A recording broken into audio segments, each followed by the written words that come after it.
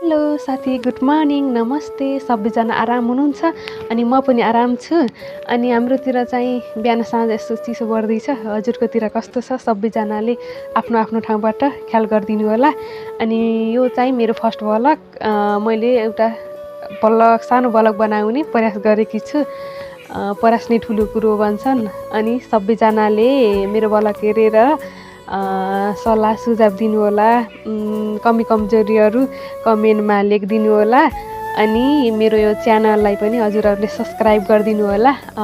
म भने मेरो भ्लगमा हजुरहरूलाई मेरो दिनचर्या कसरी बितेको छ, मैले दिनभरि के गरेर बिताउँछु भनेर भिडियो मार्फत हजुरहरूलाई जानकारी गराउँछु। हजुरहरू भने मेरो भिडियो अन्तिमसम्म हेरिदिनु होला।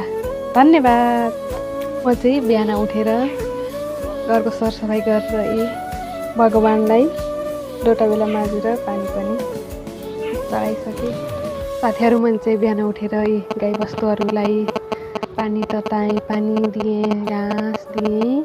अनि चाहिँ यहाँ मजाले घाम लागिरहेको छ अनि मजाले घाँस खाइरहेको छन् सबैजनाले। रमाइलो छ, बढिरहेको छ। म चाहिँ दिनभरि यिनै गाउँ वस्तुहरूसँग रमाउने गर्छु। यिनीहरूसँग रमाउनुको पनि छुट्टै मजा छ।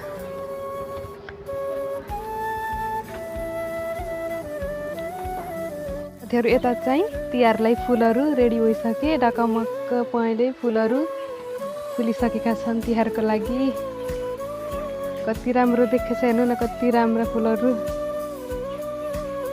अनि चाहिँ यता तलपट्टि हाम्रो खेत, यहाँ चाहिँ धान पाकेर पहेँले भइसकेको छ। तिहार लगत्तै यो काट्न सुरु हुन्छ।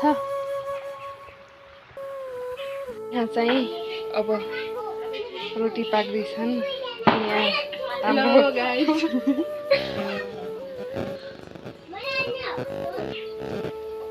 भित्र चाहिँ रोटी बन्दैछन्।